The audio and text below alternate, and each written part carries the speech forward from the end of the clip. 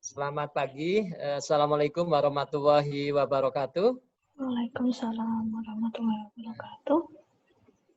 Pertama, saya sampaikan terima kasih kepada host dari bidang penunjang akademik yang telah mempersiapkan untuk pertemuan pagi hari ini, mulai dari penyiapan leaflet dan lain sebagainya, termasuk penyiapan Zoom pagi hari ini. Bapak Ibu sekalian, pagi hari ini saya akan menemani Bapak Ibu sekalian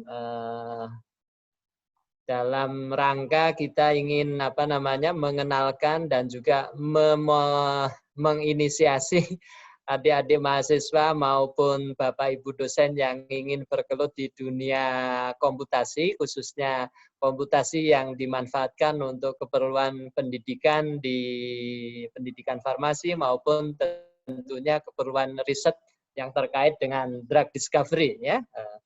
Nah, pagi hari ini Bapak Ibu sekalian, yang akan menyampaikan materi adalah Bu Tasya Amelia. Jadi beliau lulusan S1 maupun apoteker dari Universitas Andalas, ya. Kemudian mengikuti pendidikan S2 di Sekolah Farmasi. Kebetulan saya pembimbing S2-nya. Kemudian saat ini Bu Tasya ini juga sedang mengikuti pendidikan S3 di Sekolah Farmasi, juga bersama kami di lab kimia medisinal dan komputasi.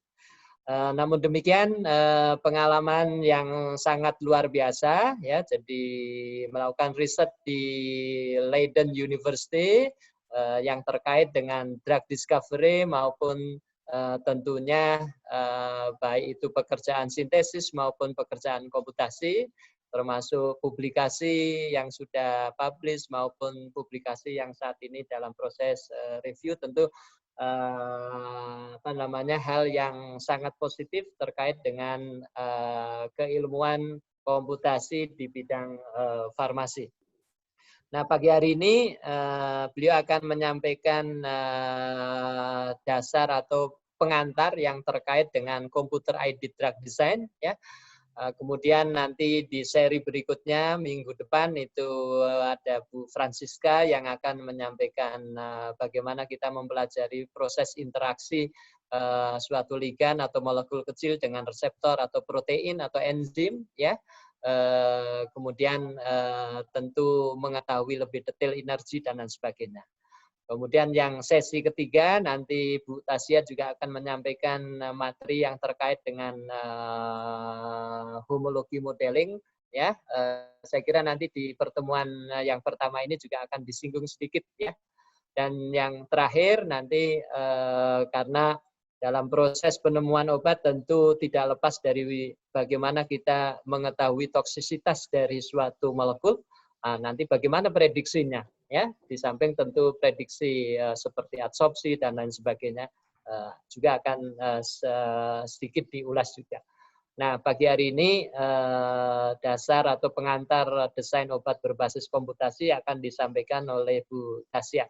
Silakan saya persilakan Bu Tasya untuk menyampaikan materinya. Nanti setelah selesai kita bisa diskusi. Pertanyaan nanti bisa disampaikan lewat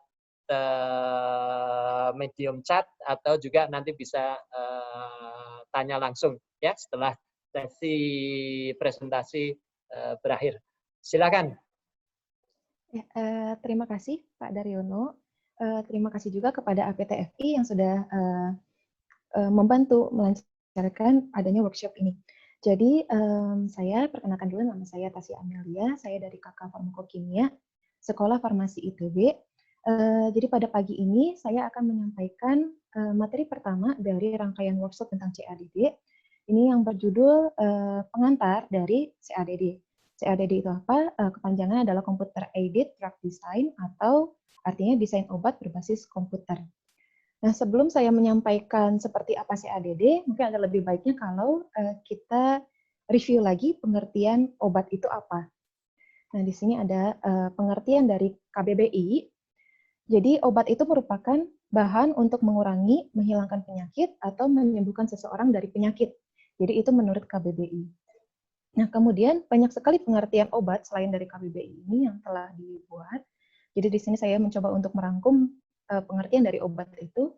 Jadi obat adalah zat kimia yang dapat memberikan efek farmakologis baik secara fisik maupun psikologis jika diberikan pada organisme hidup. Nah, obat sendiri itu memiliki banyak sekali target di dalam tubuh.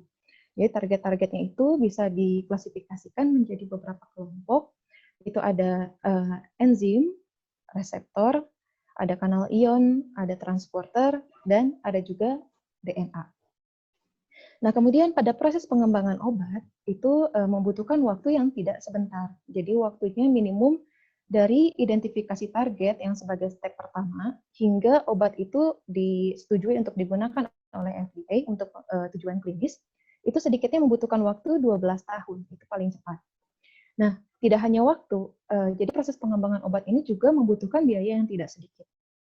Contohnya pada screening target. Jadi pada screening target itu membutuhkan biaya sekitar 1-4 juta dolar untuk satu targetnya.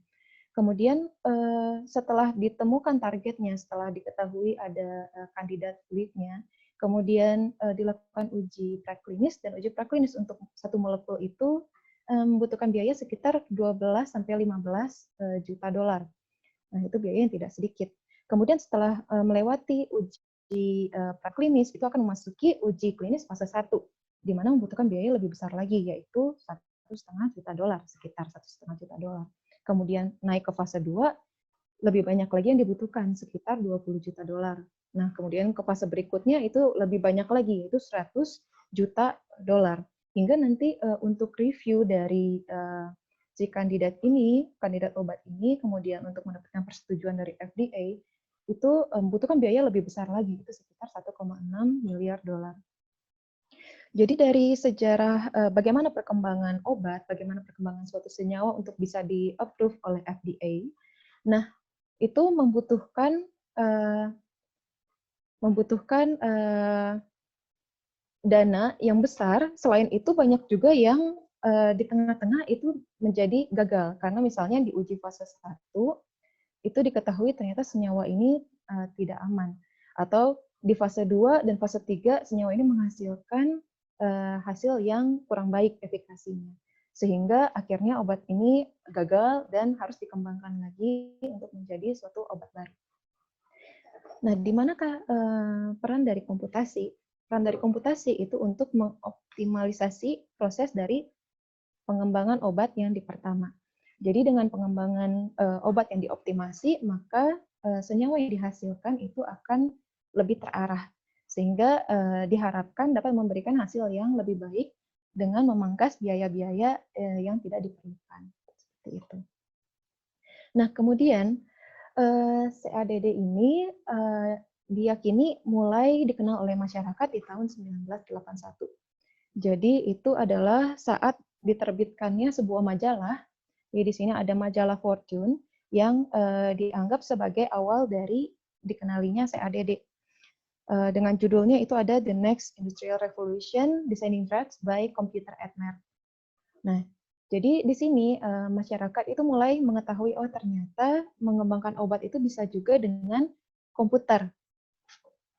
Nah, jika kita bicara tentang teknologi baru, itu ada juga yang disebut dengan kurva evolusi teknologi.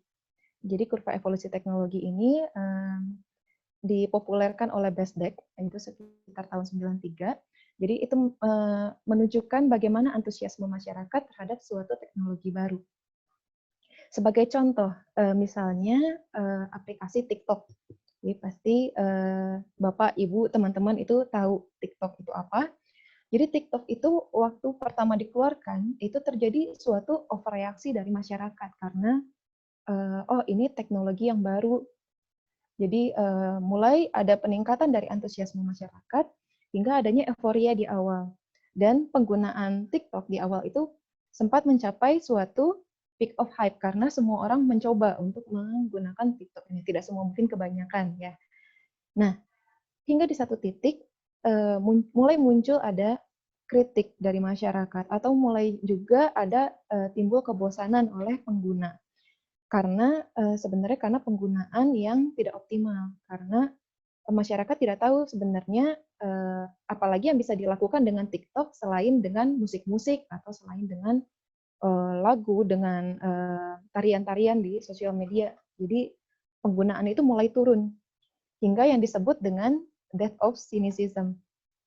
Nah, dari titik ini mulai ada pengetahuan baru. Oh, ternyata TikTok itu bisa dipakai untuk yang lain. Ternyata misalnya kita bisa belajar untuk membuat suatu kerajinan atau ada banyak tutorial memasak di TikTok dan juga ada dari beberapa kalangan yang justru belajar bagaimana cara untuk mengedit video di TikTok ini sehingga penggunaannya itu kembali meningkat, antusiasme masyarakat kembali meningkat. Nah, hal ini sama dengan komputasi. Jadi komputasi di tahun 1981 itu dianggap sebagai awal dari overreaksi masyarakat. Ini masyarakat mulai melihat, oh ada komputasi, mungkin kita bisa melakukan komputasi karena kita punya komputer seperti itu. Nah, kemudian antusiasme ini mencapai titik tertingginya di sekitar tahun 89 sampai 91. Dan di titik ini mulai ada pendapat masyarakat yang mengatakan, oh pencarian obat itu tidak optimal dengan komputasi, kita tetap harus melakukan eksperimental. Kemudian ada juga, oh ternyata software ini hanya bisa digunakan untuk ini. Nah, jadi informasi yang belum meluas atau belum advance pada masyarakat mengenai CADD. Sehingga CADD ini mulai ditinggalkan dan mencapai di titik terendahnya itu pada tahun 94 sampai 96. Di mana pengguna CADD untuk pengembangan obat itu sangat minim. Nah, kemudian dilakukan ada pengembangan beberapa software, kemudian ada software-software yang akhirnya menjadi suatu software gratis untuk akademisi. Dan juga mulai banyak ada seminar-seminar mengenai CADD. Jadi masyarakat mulai mengetahui ternyata fungsi dari CADD itu tidak hanya seperti ini, ternyata bisa juga digunakan untuk hal-hal yang lain yang sifatnya luas. Nah, maka sekitar tahun 2000 sampai sekarang itu mulai terjadi peningkatan antusiasme dari penggunaan CADD. Nah, kemudian apa saja sih yang bisa dipelajari dengan metode komputasi? Nah, komputasi ini sebenarnya banyak sekali yang bisa dipelajari. Saya akan menjabarkan apa-apa saja yang kita bisa pelajari dari komputasi. Yang pertama, itu ada geometri molekul. Nah, ini terlihat animasinya, terlihat menarik ya. Ini bisa kita dapatkan dari teknik komputasi. Jadi, geometri molekul itu kita bisa menentukan seperti apa konformasi dari molekul, energi apa saja yang terlibat di dalam suatu molekul atau suatu reaksi. Kemudian bagaimana misalkan punya reaksi dan bagaimana mekanisme reaksinya sebenarnya. Dan kita juga bisa mencari bagaimana keadaan transisi dari reaksi tersebut dan juga tentang reaktivitas secara kimia. Saya akan memberikan contoh dari hasil bagaimana menggunakan komputasi untuk geometri molekul. Jadi ini adalah salah satu contoh dari output perhitungan energi. Jadi misalkan di sini saya ingin melihat bagaimana reaksi adisi dari ion cyanida ke suatu klorobenzaldehid misalkan. Jadi di sini saya anggap oh ya ini mengikuti suatu reaksi Stater. Jadi cyanida akan menyerang di sini dan kemudian elektronnya akan pindah ke oksigen sehingga hasil transisinya seperti ini sebelum dia mencapai suatu kondisi setimbang. Nah, di sini kita bisa melihat energi apa saja yang terlibat. Jadi misalkan di sini ada tolak-menolak dari inti, kemudian ada energi elektronik, kemudian kita juga bisa melihat ada energi potensialnya berapa, kemudian energi kinetiknya berapa, dan total energinya keseluruhan itu berapa. Itu bisa kita lihat. Kemudian kita juga ingin tahu di energi berapa dia akan menghasilkan suatu kondisi transisi. Nah, dari energi-energi yang dihasilkan itu bisa membentuk misalkan suatu kurva seperti ini. Jadi kita bisa melihat sifat reaksi itu apa. Jadi kalau di sini itu reaksinya adalah reaksi eksotermik karena reaksi di sini memiliki energi yang lebih besar dibandingkan hasil reaksinya. Dan di sini di puncak sini itu kira-kira adalah kondisi transisinya. Dan kemudian kita juga bisa mengetahui energi aktivasi dari suatu reaksi seperti ini. Nah, apalagi yang bisa kita dapatkan dari geometri molekul ini dengan komputasi. Ada lagi jika kita ingin mengetahui panjang ikatan optimum, jadi kita mencoba memvariasikan jarak dari, misalkan di sini ada atom karbon dan oksigen di sini. Jadi divariasikan jaraknya, kemudian dihitung berapa energinya, kemudian dihitung selisihnya. Sehingga bisa mendapatkan kurva seperti ini. Jadi dilihat di sini dengan pertambahan jarak dari antar atom, antara karbon dan oksigen, itu bisa menyebabkan perubahan energi seperti ini. Nah, titik optimumnya di mana? Titik optimumnya yaitu di titik terendahnya di sini. Jadi karena di sini memiliki energi yang minimum sehingga kondisinya stabil. Nah, kemudian apalagi kita juga bisa mencari energi HOMO dan LUMO dari suatu molekul. Di sini seperti energi HOMO dan LUMO-nya bisa terhitung, di sini akan muncul di output-nya, kemudian kita bisa menghitung panjang gelombang dan juga frekuensi dari energi HOMO LUMO ini. Jadi dengan delta energinya, kemudian kita masukkan ke dalam suatu rumus, dan memperoleh panjang gelombang dan juga frekuensinya. Oke, kegunaan yang kedua itu bisa untuk memprediksi parameter fisikokimia dan spektroskopi. Jadi di sini contohnya ada spektrum IR, inframerah di sini. Kita bisa memprediksi seperti apa sih spektrumnya yang mungkin muncul. Jadi kita bisa membuat sebagai panduan sebelum kita melakukan eksperimen yang sebenarnya dengan alat IR yang sebenarnya. Kemudian bisa juga untuk mendapatkan spektrum NMR. Jadi untuk memprediksi, mungkin nanti hasil secara eksperimental tidak akan tepat sekali seperti yang prediksi, tapi akan mendekati dari hasil yang sebenarnya. Kemudian selain itu, kita juga bisa melihat parameter fisikokimianya, yaitu seperti masanya, kemudian contohnya elemental analysis, kemudian bagaimana polaritasnya, bagaimana massa relatifnya, dan kemudian bagaimana pKa dari molekul tersebut. Nah, kemudian kegunaan berikutnya yaitu untuk memprediksi interaksi antara ligan dan protein. Jadi kegunaan ini yang paling populer dilakukan pada proses pengembangan suatu obat. Karena dengan metode ini kita bisa mengetahui interaksi apa sih yang penting untuk suatu senyawa dapat menghasilkan aktivitas biologis. Jadi di sini saya contohkan yang sebelah kiri adalah kristal 3 dimensi dari kompleks antara protein. Di sini saya menggunakan adenosin A2A reseptor dengan ligannya. Nah, kemudian jika merasa kesulitan membaca interaksi dari sini, bisa juga kita konversi menjadi bentuk 2 dimensi. Ini contoh dari bentuk 2 dimensi, sehingga dapat terlihat jelas, oh ikatan apa saja yang terjadi. Misalkan ikatan hidrogen dengan asparagin 253, dan sebagainya. Kemudian kegunaan berikutnya itu bisa memprediksi kinetika molekul.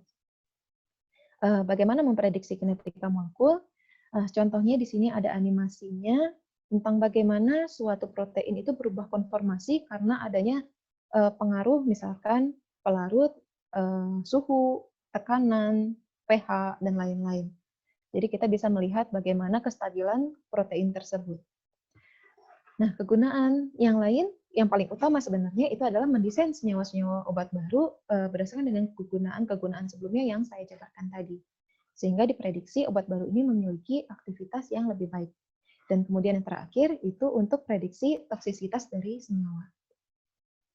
Nah, CADD ini memiliki beberapa tujuan utama. Jadi yang pertama itu seleksi senyawa dari database. Jadi ada database yang memiliki senyawa-senyawa aktif yang telah diuji secara eksperimental atau yang akan diuji secara eksperimental. Jadi kita bisa menseleksi senyawa tersebut. Kemudian yang kedua, untuk mengoptimasi senyawa lead. Senyawa lead itu apa? Itu merupakan senyawa pemandu untuk nanti mengembangkan sebagai obat. Jadi untuk mengoptimasi senyawa lead dengan meningkatkan aktivitasnya, menurunkan toksisitasnya, dan optimasi dari sifat kinetiknya, yaitu ada absorpsi, distribusi, metabolisme, dan ekskresi. Nah, kemudian tujuan lainnya yaitu mendesain suatu senyawa baru. Oke, Jadi saya sudah menjabarkan mengenai tujuannya, mengenai kegunaannya secara umum.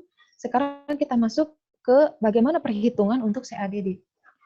Nah, perhitungan CADD itu yang digunakan ada dua jenis, yaitu ada mekanika molekul dan ada mekanika kuantum. Mekanika molekul ini itu lebih banyak digunakan karena sebenarnya perhitungannya lebih sederhana. Jadi bisa digunakan diaplikasikan pada structure based drug design atau pengembangan obat berbasis struktur atau disingkat juga SBDD atau yang berbasis ligan yaitu LBDD. Nah, nanti saya akan menjelaskan tentang SBDD dan LBDD ini apa bedanya, tapi sekarang saya akan menjelaskan dulu apa itu mekanika molekul, apa itu mekanika kuantum, dan di mana letak perbedaannya. Baik, yang pertama adalah mekanika molekul. Seperti yang tadi saya sampaikan, bahwa perhitungan ini lebih populer dalam pemodelan molekul karena perhitungannya lebih sederhana sehingga waktunya pun lebih singkat. Mengapa bisa lebih sederhana? Karena pada mekanika molekul itu diasumsikan bahwa total energi potensial atau biasa disingkat E total dari molekul itu merupakan jumlah dari gaya tarik-menarik dan tolak-menolak antar atom di strukturnya. Jadi bisa dilihat di gambar sebelah kanan, jadi energi ini dihitung dengan model mekanik. Jadi di mana suatu atom itu digambarkan sebagai bola yang memiliki suatu massa, tergantung dari massa atom relatifnya. Kemudian kedua atom ini dihubungkan oleh suatu pair mekanik atau pegas mekanik. Nah, kemudian dari model ini, E total itu dapat dihitung menggunakan suatu persamaan matematika yang kita kenal juga dengan nama force field. Jadi force field ini seperti apa perhitungannya?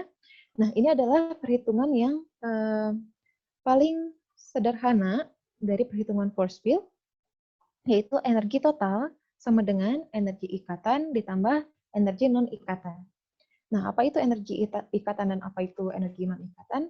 Energi ikatan itu adalah energi ikatan antara dua atom, atau energi sudut antara tiga atom, dan energi dihedral antara empat atom. Dan kemudian apa itu energi non-ikatan?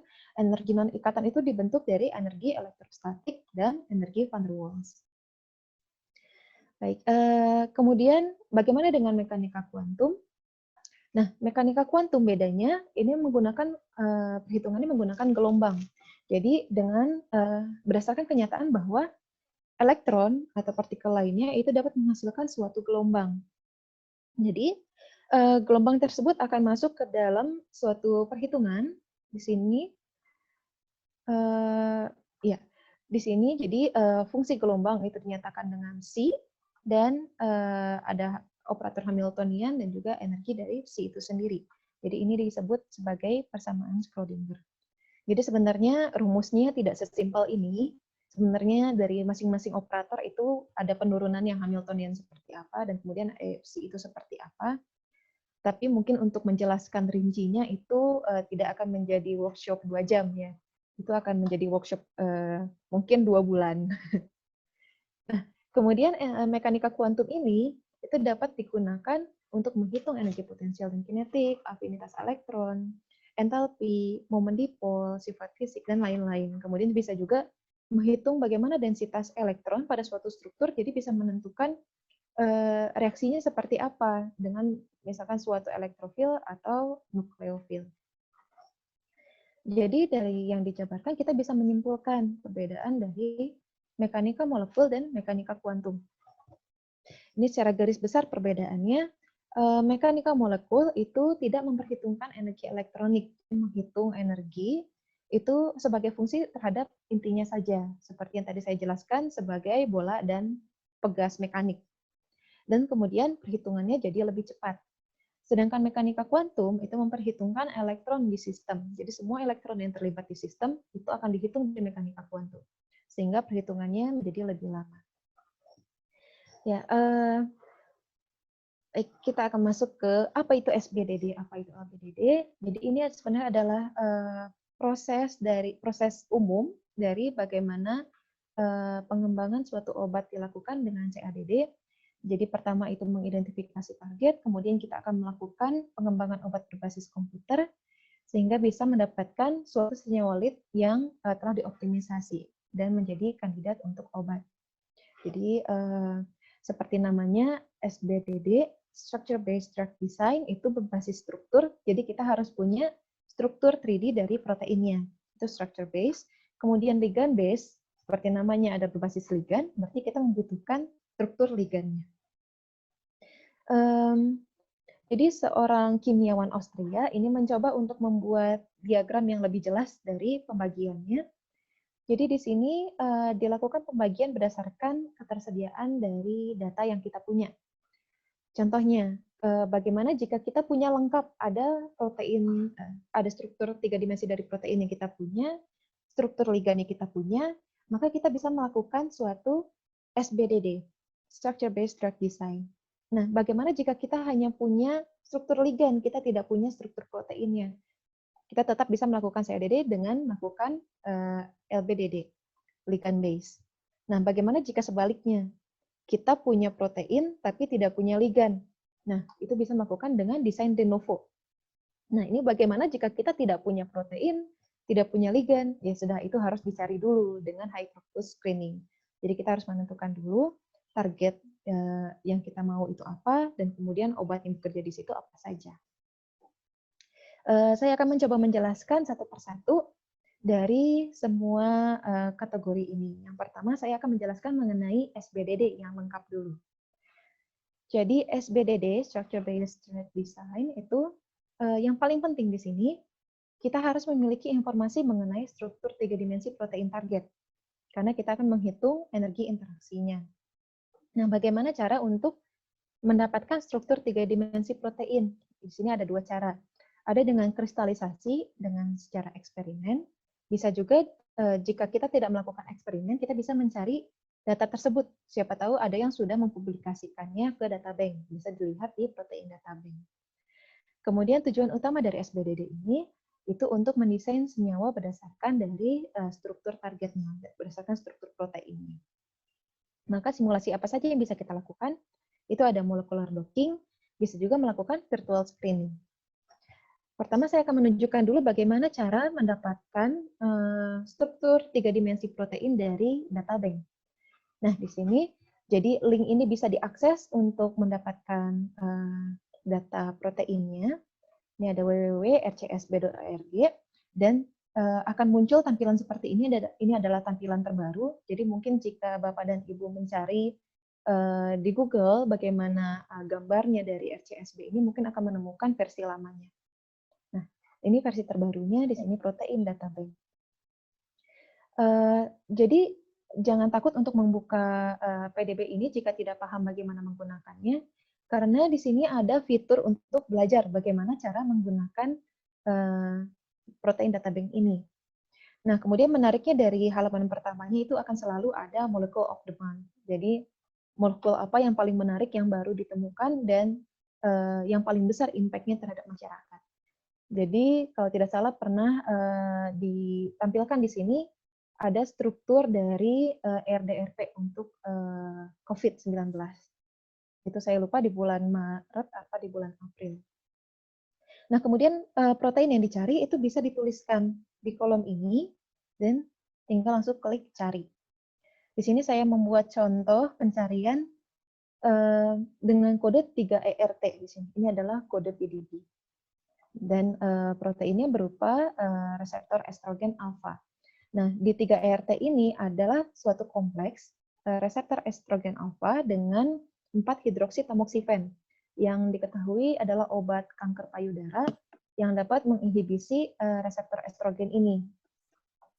Nah, data apa saja yang bisa kita lihat dari databank ini? Pertama, kita bisa melihat visualisasinya.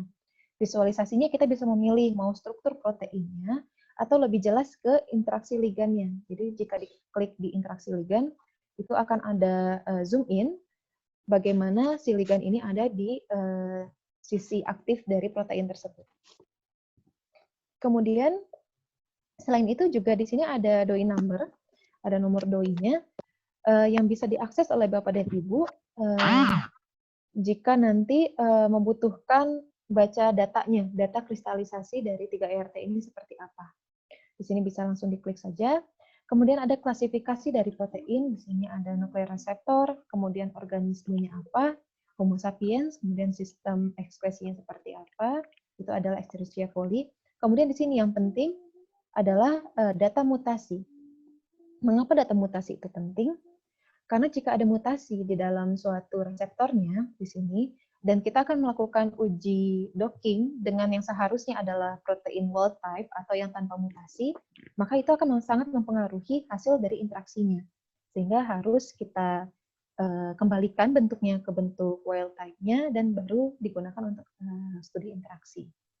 Jadi di sini akan ditampilkan berapa mutasinya. Untuk 3ERT di sini tidak ada mutasi pada strukturnya. Kemudian ada tanggal depositnya di sini, dan kemudian autor dari penelitian yang terkait dengan kristal ini. Nah, setelah itu ada eksperimental data. Di sini metode apa yang digunakan untuk mengkristalisasi. Jadi di sini menggunakan X-ray diffraction. Nah, kemudian ada data resolusi. Resolusi ini menentukan kualitas dari protein itu. Jadi di sini ada 1,9 angstrom yang berarti dia cukup baik kualitasnya. Biasanya kita menetapkan ambang batas dari kualitas protein yang akan kita ambil itu di bawah 2 angstrom. Guys. Ya, kemudian juga dilakukan validasi terhadap si struktur kristalnya. Jadi di sini ada beberapa poin untuk validasi. Itu ada class score. Class score itu seperti skor yang didapatkan karena adanya halangan sterik atau tidak. Kemudian ada outlier Ramachandran plot, dan kemudian ada outlier dari rantai samping asam amino protein itu. Nah, data apa lagi yang bisa kita dapatkan dari sini? Jika kita scroll ke bawah, itu akan ada data makromolekul. Nah, di data makromolekul ini bisa terlihat nama molekulnya apa, protein estrogen reseptor alfa, kemudian kode dari rantainya, di sini kodenya A, kemudian panjang dari asam aminonya, panjang urutannya, itu ada 261 asam amino. Nah, kemudian organismenya apa, dan mutasinya seperti yang telah disebutkan sebelumnya. Kemudian di sini ada dinamakan accession number, ini adalah nomor asesinya, yaitu nomor di mana si asam amino reseptor ini didaftarkan pada database. Jadi jika Bapak dan Ibu klik di nomor ini akan langsung masuk ke data UniProt. Itu juga merupakan database untuk urutan, baik asam amino maupun yang nukleotida. Lalu kalau misalnya kita ke bawah lagi, itu akan ada data dari molekul kecilnya atau ligannya. Jadi di sini ada satu ligan dengan kode OHT. Jadi di mana kita melihat kode OHT ini. Jadi ketika di-download struktur PDB ini, itu kalau dilihat di script-nya, di paling bawah akan ada atom yang memiliki kode OHT. Nah, ini adalah ligannya. Namanya di sini 4-hidroksitamoxifen, kemudian struktur 2 dimensi seperti ini. Dan jika ingin melihat bagaimana interaksi ligannya, itu bisa langsung diklik di opsi ini. Nah, kemudian data-data afinitas ikatannya juga menyertai di database ini. Jadi ada EC50, KI, dan IC50. Baik, kemudian kita lanjut ke pendekatannya di SBDD. Jadi pendekatan pertama itu ada docking molekuler. Jadi docking molekuler ini prinsipnya itu seperti gembok dan kunci. Jadi reseptor itu adalah gemboknya dan ligan itu adalah kuncinya. Jadi bagaimana prinsip ini bisa digunakan? Jadi di sini misalnya ada 3ERT tadi sebagai gemboknya. Kemudian kita punya beberapa struktur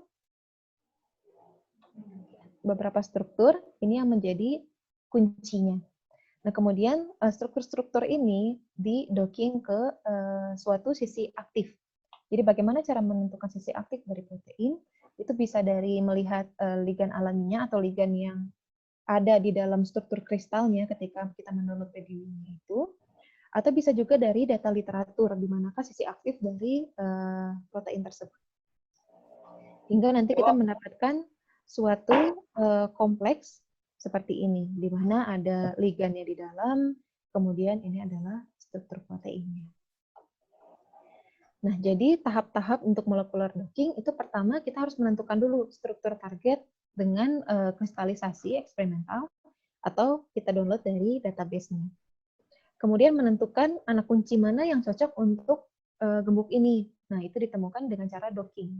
Jadi kita merancang senyawa baru yang aktif, yang kita perkirakan aktif, berdasarkan interaksi penting pada target.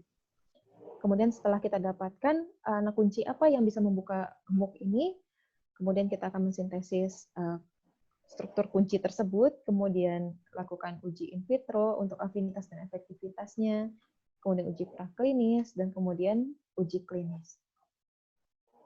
Nah, bagaimana hasil yang kita dapat dari docking? Sini saya masukkan contoh dari hasilnya. Ini ada bazedoxyfen, jadi salah satu obat anti kanker payudara juga. Di sini bisa terlihat kalau si senyawa ini dia terikat dengan banyak sekali asam amino yang ada di binding site-nya. Ini banyak sekali, ada arginin, ada glutamic acid, ada leucine di sini. Kemudian kita tandai interaksi apa yang penting, asam amino apa yang penting untuk berinteraksi dengan senyawa ini, sehingga senyawa ini dapat menghasilkan suatu efek biologis. Nah, di sini kita bisa menentukan dari mencari bagaimana interaksi dari obat-obat yang lain, atau bisa juga mencari dari literatur. Jadi di sini ada diketahui dari studinya, ada arginin, glutamic acid, dan juga leucine di posisi 525, itu penting. Nah, kemudian kita punya satu seri senyawa. Kita ingin mengetahui bagaimana senyawa ini kira-kira dapat berfungsi pada reseptornya. Bagaimanakah sifat dari senyawa ini? Kemudian kita bisa melihat bagaimana jumlah interaksi yang samanya. Dilihat dari jumlah interaksi yang sama dengan ketiga asam amino ini. Kemudian bisa dilihat juga energi bebas ikatan. Ini adalah hasil yang bisa kita peroleh dari docking. Nah, kemudian software apa saja yang bisa digunakan untuk docking? Banyak sekali software yang bisa digunakan untuk docking. Di sini saya hanya menuliskan beberapa yang sering dipakai. Jadi ada yang gratis, ada yang berbayar. Jadi itu tergantung dari Bapak dan Ibu sekalian mau menggunakan yang mana. Yang untuk yang gratis untuk akademisi itu yang paling populer adalah Autodoc dan Doc. Jadi Autodoc itu untuk interaksi ligan dan protein, Doc itu untuk protein-protein. Kemudian ada Surflex, ada Vet, ada eHits, dan sebagainya. Kemudian untuk software berbayar ada juga Gold, ada Glide dari Schrödinger, ada Flex, ada Docker dari Discovery Studio. Nah, itu tentang pendekatan dengan docking molekuler. Kemudian pendekatan kedua itu adalah virtual screening atau disebut juga in silico screening. Jadi dasarnya itu adalah desain obat berbasis struktur dan pemodelan molekulnya. Jadi tujuan dari virtual screening itu untuk misalkan kita punya suatu database tentang senyawa-senyawa yang kira-kira bisa dipakai untuk target tertentu. Jadi tujuan virtual screening-nya adalah mereduksi sejumlah besar dari senyawa tersebut dari database untuk dilihat interaksinya terhadap protein target, sehingga kita bisa memperoleh suatu senyawa lead atau senyawa pemandu. Saya menemukan ada bagan yang menggambarkan cukup jelas mengenai proses yang dilakukan pada virtual screening.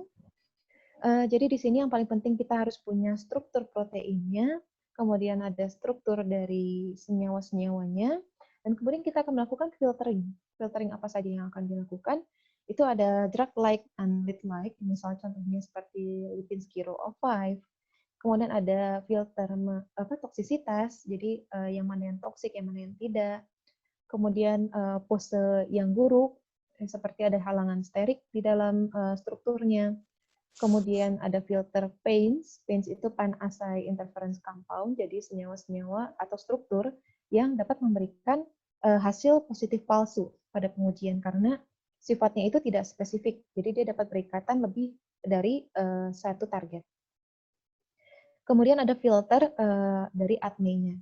Sehingga kita memperoleh senyawa-senyawa yang melewati filter tersebut dan kemudian diuji secara in vitro. Nah, saya akan menunjukkan beberapa contoh struktur yang ada di library PAINS. Jadi library ini ada di tahun 2013. Ini ada beberapa struktur yang dinilai reaktif, sehingga dia dapat berikatan atau membentuk interaksi dengan sebagian besar asam amino, sehingga dia dapat berikatan dengan banyak target atau sifatnya non-spesifik.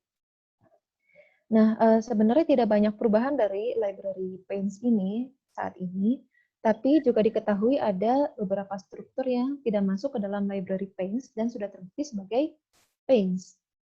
Contohnya ada beberapa senyawa ini yang diuji oleh orang yang sama, Bale, pada tahun 2018. Jadi di sini bisa terlihat misalkan di nomor 1 dan 3, ini tidak masuk ke dalam library paints, walaupun dia merupakan paints. Kemudian struktur yang 4, nomor 4 itu terdata di library paints, dia diketahui sebagai paints. Tapi penambahan amino tersier di sini di posisi para menjadi bentuk struktur 5 ternyata tidak dikenali lagi oleh filter paints karena tidak ada di library paints padahal dia bersifat sebagai paints. Kemudian 678 ini baru diketahui sebagai paints sehingga belum masuk di dalam library-nya. Nah, oke. Itu adalah bagaimana pendekatan SBDD. Kemudian bagaimana jika kita tidak punya struktur kristal target?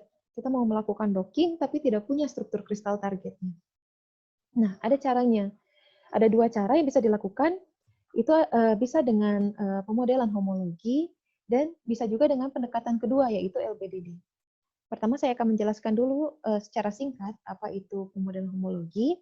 Saya tidak akan menjelaskan terlalu banyak karena nanti ada juga sesi workshop untuk homologi 2 minggu lagi. Jadi homologi berdasarkan namanya itu berarti kemiripan. Jadi kita mengidentifikasi dan memodelkan berdasarkan kemiripan. Di sini ada flowchart-nya, bagaimana untuk memprediksi struktur 3 dimensi protein target dengan metode ini. Jadi pertama, kita harus mengetahui template-nya. Apa itu template? Template itu seperti suatu cetakan. Jadi kita mau membuat cetakannya harus ada. Nah, bagaimana kita bisa mendapatkan template itu? Jika Bapak dan Ibu membuka website NCBI atau website Uniprot, di sana ada fungsi BLAST namanya. Jadi di sini ada BLAST nukleotida, ada BLAST protein. Nah, kemudian bisa dimasukkan urutan asam amino yang kita punya untuk targetnya. Jadi tentu saja kita harus punya urutan asam amino dari target. Kalau tidak, kita tidak bisa memodelkan secara homologi. Nah, kemudian kita sudah punya urutan targetnya, urutan asam aminonya. Kemudian dimasukkan ke dalam BLAST untuk mencari struktur apa yang mirip dengan si urutan asam amino ini. Jadi dari protein apa saja yang bisa dipakai sebagai template. Nah, dari banyaknya list yang diperoleh nanti, itu kita pilih berdasarkan dari persentase kemiripannya. Dan kemudian kita gunakan sebagai template. Nah, kemudian kita sudah punya template. Apa lagi yang kita harus lakukan? Kemudian kita akan meng-align urutan asam amino dari target kita ke template. Jadi kita tadi punya urutan asam amino, kemudian kita masukkan ke dalam template-nya.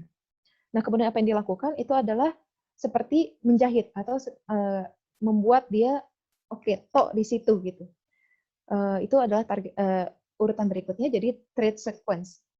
Kemudian setelah kita mendapatkan struktur 3 dimensi dari target kita, hasil dari trait ini, apakah bisa langsung kita gunakan? Tidak. Karena konformasinya itu belum sesuai. Konformasinya itu hanya mengikuti konformasi dari template. Kecuali kalau misalnya template-nya itu kemiripannya adalah 100%. Nah, jadi konformasi ini harus kita cari dulu, konformasi seperti apa yang stabil untuk si proteinnya. Untuk itu kita lakukan model building. Dan jika ada loop yang hilang dari strukturnya, kita lakukan loop building. Kemudian dari model yang kita dapat, itu kemudian kita evaluasi modelnya, dan jika model sudah baik, oke, kita bisa gunakan untuk studi komputasi. Tapi bagaimana jika modelnya kurang baik? Modelnya belum baik, maka kita harus melakukan refinement model dan masuk lagi ke model building, masuk lagi ke evaluasi model, dan sebagainya. Jadi itu terkait SBDD. Bagaimana dengan obat? Apakah ada obat yang sudah di-approve FDA, yang sudah digunakan secara klinis, yang dikembangkan dengan skema ini, skema SBDD? Tentu saja ada. Dan saya yakin hampir semua yang hadir di sini tahu obat apa itu. Itu adalah captopril, yaitu sebuah ACE inhibitor, angiotensin converting enzyme inhibitor. Nah, jadi saya akan menceritakan dulu seperti apa SPDD untuk captopril. Jadi captopril ini merupakan obat yang dikembangkan berdasarkan rasionalitas, berdasarkan SPDD dari strukturnya. Jadi diawali dengan studi dari targetnya, si angiotensin converting enzyme. Jadi diketahui bahwa ada suatu protein yang dapat sebelumnya, namanya adalah kininase 2. Jadi diketahui sebagai protein enzim yang dapat mendegradasi bradikinin. Nah, ternyata setelah dipelajari, ACE dan si kininase 2 ini adalah sesuatu enzim yang sama. Nah, jadi mulai dikembangkan di sini ada enzim kininase 2 dengan aktivitasnya di peptidal karboksipeptidase untuk membedakan dengan ada juga kininase 1. Kininase 1 itu adalah karboksipeptidase. Nah, kemudian di tahun berikutnya diketahui bahwa ternyata ACE di darah itu tidak terlalu berperan dalam fase konstriksi. Jadi ternyata ACE di darah itu tidak memproduksi cukup angiotensin 2 untuk bisa menyebabkan suatu vasokonstriksi. Tetapi justru ACE yang ada di paru-paru itu yang berperan dalam mengkonversi angiotensin 1 menjadi angiotensin 2 dan bisa menyebabkan vasokonstriksi ini, bisa untuk vasokonstriksi. Nah, kemudian ada juga penelitian dari seorang peneliti bernama Ferreira. Jadi Ferreira ini menemukan ada bisa ular dari Botrops jararaca yang ternyata dapat menyebabkan hipotensi dan dapat meningkatkan aktivitas dari bradikinin dari marmut.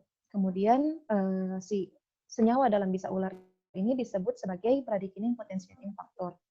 Nah, kemudian dilakukanlah penelitian terhadap si bisa ular ini. Dilakukan oleh ada 2 peneliti secara independen. Jadi ada Ferreira dan Ondetti. Ondetti mencari mengenai bisa ini dan kemudian menemukan bahwa senyawa yang dapat menyebabkan potensiasi bradikinin itu adalah senyawa yang sama dengan yang menginhibisi ACE. Dan kemudian di saat yang sama Ferreira mencoba mengisolasi si bradikinin potentiating factor ini dan ternyata hasilnya adalah senyawa yang sama dengan ditemukan Ondetti. Itu yang kemudian diketahui sebagai senyawa SQ20881 yang kemudian diuji secara klinis dan terbukti dapat menyebabkan hipotensi. Nah, kemudian ada kendalanya, yaitu senyawa ini itu tidak dapat digunakan secara oral karena dia tidak aktif secara oral. Sehingga dilakukan juga penelitian dari menggunakan beberapa bisa dari Botrops jararaca, dari Ardistrodon halis, dan juga bisa-bisa lainnya yang diketahui dapat menginhibisi ACE. Kemudian Ondetti itu melakukan analisis struktur aktivitas dari bisa-bisa tersebut, dan akhirnya Ondetti menemukan adanya sisi katalitik pada ACE. Dan untuk bisa terikat pada sisi katalitik ini, diketahui yang paling penting ada pada inhibitornya itu adalah struktur fenilalanin, alanin, dan prolin. Nah, kemudian penelitian dilanjutkan, dan setelah itu diketahui bahwa ACE ini ternyata mengandung zinc di dalam strukturnya. Dia merupakan suatu metalopeptidase. Dan hal yang sama juga ditemukan pada karboksipeptidase A yang juga memiliki zinc. Jadi di sini untuk karboksipeptidase A juga memiliki zinc, angiotensin converting enzyme juga memiliki zinc. Jadi waktu itu pemodelannya itu berdasarkan dari karboksipeptidase A yang lebih dulu diketahui strukturnya. Sampai jam berapa sih?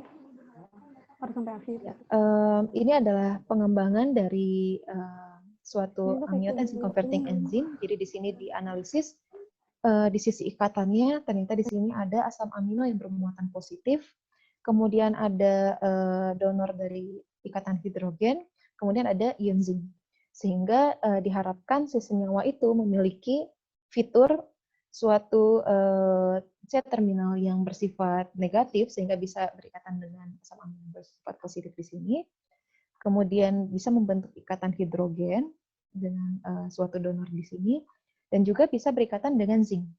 Tapi di sini juga ada pocket-pocket, yaitu ada S1 aksen, dan S2 aksen, sehingga si struktur ini sebisa mungkin dapat masuk ke dalam pocketnya. Jadi kemungkinan akan dibuat suatu aromatik atau sesuatu yang rantainya besar. Jadi di sini contohnya adalah lisinopril.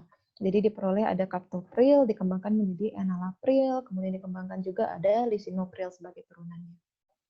Nah, ini adalah cerita dari obat yang sukses masuk ke pasaran karena SPDD. Baik, saya lanjutkan dengan pendekatan berikutnya. Pendekatan berikutnya itu ada LBDD, Ligand Based Drug Design, atau desain obat berbasis ligand.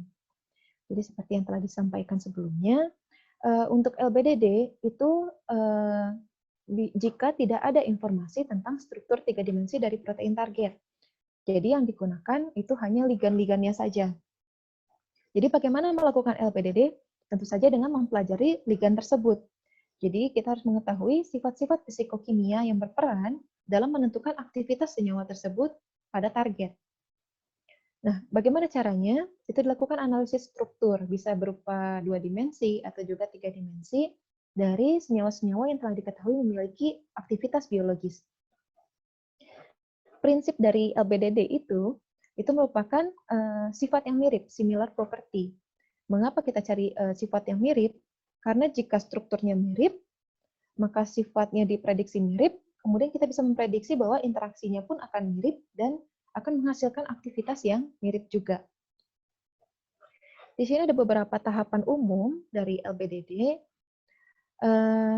Tahapan pertama yaitu mencari pustaka mengenai senyawa-senyawa aktif yang akan aktif di targetnya. Kemudian kita mencari deskriptor manakah yang sama dari senyawa-senyawa tersebut. Kemudian dari deskriptor yang sama itu, kita mencoba untuk merancang suatu senyawa baru. Nah, senyawa baru ini diharapkan memiliki aktivitas yang lebih baik, karena memiliki semua deskriptor tersebut. Nah, apa itu deskriptor? Deskriptor itu bisa berupa informasi struktural atau fisikokimia dari suatu molekul. Jadi itu bisa dideskripsikan pada beberapa level. Nanti saya akan menyampaikan level-levelnya apa saja, tapi informasinya itu bisa berupa seperti bobot molekul, geometrinya bagaimana, volume, area permukaan, dan lain-lain. Jadi dari mana sih kita bisa mendapatkan deskriptor? Kita bisa mendapatkan deskriptor itu dari pengetahuan, dari eksperimental. Jadi kita mendapatkan deskriptor dari data-data eksperimen. Kemudian dari metode perhitungan grafik, dari regresi linear. Kemudian berdasarkan perhitungan mekanika molekul atau mekanika kuantum.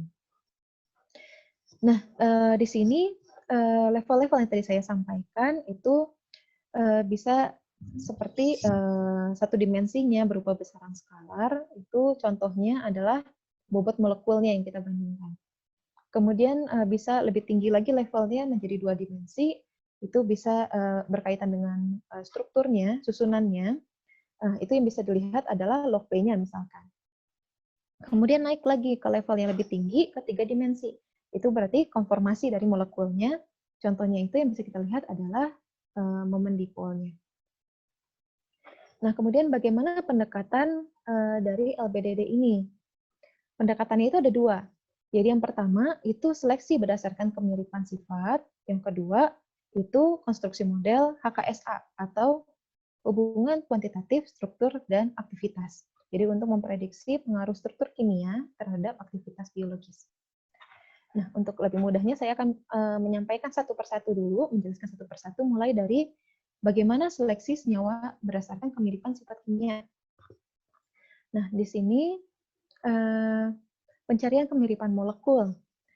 Kita melakukan teknik ini untuk merepresentasikan molekul sedemikian rupa untuk menghasilkan perbandingan struktur, untuk mengidentifikasi kemiripan struktur molekul, dan juga mengelompokkannya berdasarkan kemiripannya. Nah, untuk metode ini metode yang paling kualitatif. Ini lebih kualitatif dibandingkan dengan HKSA. Kenapa? Karena kita tidak menggunakan data aktivitas biologinya. Jadi kita tidak membutuhkan data itu, yang kita lihat murni hanya dari struktur kimianya saja. Dan bagaimana caranya? Itu dengan metode fingerprint. Seperti apa metode fingerprint itu? Saya akan menjelaskan bahwa sebenarnya ada beberapa tipe dari fingerprint tergantung dari kompleksitas kita mau mencari itu seperti apa. Yang paling sederhana itu adalah substructure key space fingerprint. Jadi bagaimana ini fingerprint berdasarkan substruktur, berdasarkan gugusnya. Nah, syarat dari melakukan metode fingerprint ini, jadi molekul itu harus memiliki sebagian besar gugus fungsi dari yang diketahui penting dalam aktivitas biologis. Bagaimana untuk mengetahui gugus fungsi mana yang penting? Itu dilihat dari obat-obat yang telah digunakan atau senyawa-senyawa yang diketahui aktif terhadap target tersebut. Jadi dengan menilai gugus fungsi apa saja yang menjadi gugus fungsi kunci. Nah, syaratnya untuk metode ini itu memiliki sebagian besar dari gugus fungsi kunci. Nah, kemudian bagaimana jika sudah memiliki gugus fungsi kunci? Nah, gugus fungsi kunci ini akan dikonversi menjadi bit di sini. Jadi kita masukkan, misalkan senyawa yang diketahui aktif itu memiliki ada 10 gugus fungsi kunci.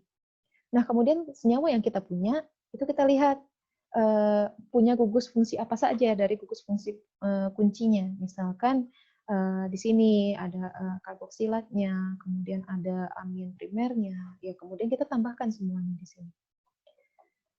Ini untuk yang paling sederhana, substruktur. Nah, kemudian lanjut ke yang lebih kompleks. Lebih kompleks kita melihat dari topologinya. Bagaimana topologi itu? Itu menggunakan tidak hanya satu gugus fungsi saja, tapi fragmen. Nah, bagaimana kita bisa mendapatkan fragmen? Di sini contohnya senyawa yang sama. Misalkan kita mau menentukan pertama dari OH. Nah, OH itu masuk ke dalam satu bit. Kemudian dari OH kita maju ke atom karbon di sini. Kemudian akan menjadi satu bit lagi. Nah, dari atom karbon kita maju dulu ke karboksilnya, ke O-nya. Kemudian membentuk bit di sini. Nah, kemudian bisa juga dari karbon ini pergi ke sini, ke sini, itu kemudian berlanjut hingga selesai. Nah, kemudian dibandingkan dengan si senyawa aktif, apakah memiliki fragmen yang sama atau tidak. Nah, di sini yang akan menjadi bit di sini. Nah, kemudian di topological base ini ada juga yang disebut dengan bit collision. Jadi, apa itu bit collision? Jadi, contohnya seperti fragmen ini contohnya, dia akan membentuk bit di sini. Tapi bit di sini itu bisa juga dihasilkan dari OH, karena dia ternyata juga memiliki OH yang sama. Gitu. Ini adalah topological base. Kemudian tipe berikutnya mirip dengan topological base, tapi bukan berdasarkan path-nya tadi, bukan diurutkan, tapi berdasarkan radiusnya. Nah, contohnya senyawa ini, kita tetapkan pertamanya pergi dari NH. NH itu ada, ternyata dia ada 1 bit. Ternyata dia juga gugus fungsi kunci. Nah, kemudian kita perluas menjadi radius yang hijau. Nah, di sini juga ternyata masuk ada atom karbon satu di sini, atau atom karbon satu di sini. Nah, itu menjadi 1 bit lagi. Kemudian diperluas lagi menjadi radius yang kuning. Nah, di sini ada masuk ada beberapa atom karbon sini, kemudian ada O, kemudian ada CH. Itu akan menjadi fragmen satu lagi. Dan kemudian diperluas hingga mengisi kolom bit di sini. Nah, kemudian tipe terakhir dari fingerprint itu ada pharmacophore fingerprint. Jadi pharmacophore itu apa? Jadi pharmacophore itu adalah fitur-fitur sterik dan elektronik yang penting yang menjamin interaksi yang optimal dengan target biologisnya sehingga dapat memicu suatu respon biologis. Contohnya di sini kita memiliki satu struktur ini, kemudian ini akan dikaji sesuai dengan interaksi yang memungkinkan terjadi. Misalkan di sini ada suatu gugus hidrofobik karena dia memungkinkan untuk adanya interaksi hidrofobik. Kemudian aromatik di sini kita tandai sebagai aromatik.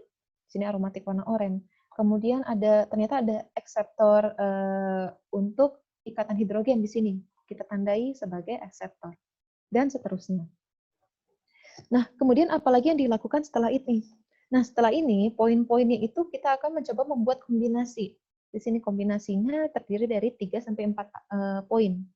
Jadi misalkan dari sini ditarik garis ke sini, kemudian ke poin lainnya, kemudian seperti itu. Nah, kemudian setelah mendapatkan kombinasi ini, dihitung jarak antar poin. Jadi misalkan contohnya ini, di sini D1, kemudian D2, dan D3. Nah, jarak-jarak ini kemudian yang akan dikonversi menjadi suatu bit. Ini untuk pharmacophore fingerprint. Nah, sekarang kita sudah punya bitnya itu, apalagi yang harus kita lakukan? Nah, kita harus menghitung bagaimana kemiripan senyawa tersebut berdasarkan bit. Bagaimana menghitungnya? Itu ada banyak sekali perhitungan untuk kemiripan ini. Tapi yang paling umum digunakan itu adalah yang Tanimoto di sini. Tanimoto dengan rumus C dibagi A plus B min C. Apa itu C, apa itu A, apa itu B? Nah, sebagai contoh, saya akan mencoba menuliskan di sini.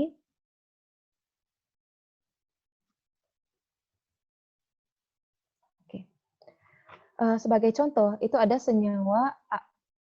Senyawa A ini memiliki bit 1101 misalkan. Kemudian ada senyawa kedua yaitu senyawa B. Senyawa B memiliki 1110. Nah, di sini C adalah irisan dari kedua senyawa ini. Jadi irisannya adalah di sini dan di sini. Kenapa yang ini tidak masuk? Kenapa yang ini tidak masuk? Kenapa yang ini tidak masuk? Karena di sini berbeda. Jadi di sini 0, di sini 1, di sini 1, di sini 0. Jadi C-nya adalah 2. Jadi C sama dengan 2. Nah, kemudian bagaimana dengan A? A itu adalah jumlah bit pada senyawa A. Jadi jumlah bitnya itu di sini ada 1, 2, 3. Ada 3. Kemudian bagaimana dengan B? Itu juga ada 3. Nah, kemudian kita masukkan ke dalam perhitungan. Dari perhitungan tersebut, seharusnya itu nanti akan menjadi nilai dalam rentang 0 sampai 1. Baik, kita lanjut ke pendekatan berikutnya. Pendekatan berikutnya adalah pendekatan HKSA, atau hubungan kuantitatif struktur dan aktivitas. Jadi bagaimana itu dengan hubungan matematis antara sifat atau atribut dari struktur kimia dengan aktivitas biologisnya, seperti membuat model linear dari bagaimana pengaruh perubahan log P dengan aktivitas biologis, contohnya seperti itu. Dan di sini syaratnya sifat-sifatnya itu harus sifat-sifat yang bisa terhitung atau terukur, sehingga bisa dimasukkan ke dalam persamaan matematika. Nah, dari atribut-atribut tersebut itu akan menjadi panduan dalam mencari obat baru yang lebih baik, yang diperkirakan memiliki sifat fisikokimia yang lebih baik, yang paling mempengaruhi aktivitasnya. Kemudian disintesis dan diharapkan senyawa itu dapat memberikan hasil yang baik pada step-step berikutnya. Nah, itu dari pendekatan secara LBDD. Nah, kemudian dari opsi satu lagi, bagaimana jika kita hanya punya struktur protein, kita tidak tahu ligan apa yang bisa terikat pada protein tersebut. Nah, itu bisa dengan desain de novo. Apa itu bedanya dengan yang lain? Jika kita punya protein, punya struktur, maka ini akan menjadi docking. Jadi kita hanya menaruh strukturnya di dalam, jadi akan menjadi docking. Nah, untuk de novo itu ada dua tipe, bisa dengan building, bisa dengan linking. Apa itu? Kalau building, di sini kita mengetahui asam amino apa saja yang ada di binding site. Contohnya di sini ada donor ikatan hidrogen, di sini ada akseptor ikatan hidrogen, di sini ada suatu ikatan aromatik, dan lain-lain yang bisa menyebabkan suatu ikatan. Nah, kemudian kita susun apa ya seharusnya ada di sini. Oh, ternyata OH bisa diletakkan di sini sehingga O ini bisa berikatan hidrogen dengan si NH dan juga bisa berikatan hidrogen dengan O di sini. Nah, setelah itu apa lagi? Oh, di sebelah sini kita harus menaruh sesuatu yang bisa berikatan hidrofobik misalkan. Kemudian ditambahkan dan kemudian ditambahkan lagi hingga menjadi suatu struktur yang menjadi ligan. Nah, apa bedanya dengan linking? Kalau linking, misalkan di sini kita taruh OH, kemudian kita taruh di sini ada aromatik, dan apapun yang kita taruh di sini, kemudian kita hubungkan menjadi satu. Jadi kita membuat suatu analisis dari struktur masing-masing, dan kemudian dihubungkan. Jadi akan mendapatkan hasil seperti ini. Nah, saya rasa sekian pengantar CADD dari saya. Semoga bisa mencakup semua bagian dari CADD, dan bisa mempermudah Bapak, Ibu, dan teman-teman yang ingin mengikuti workshop-workshop berikutnya mengenai CADD ini. Saya kembalikan ke moderator, Pak Daryono Hadi Cahyono. Terima kasih banyak atas perhatian Bapak dan Ibu sekalian.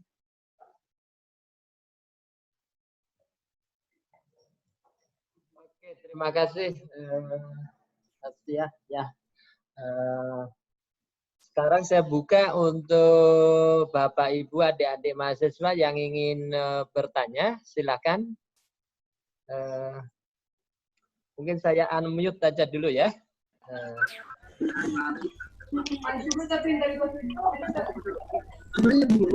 Banyak ingin bisa masuk. Yang Raisen yang pertama Ibu Yunita Widyastuti ya. Silahkan di unmute terus bisa mengajukan pertanyaan. Halo. Halo.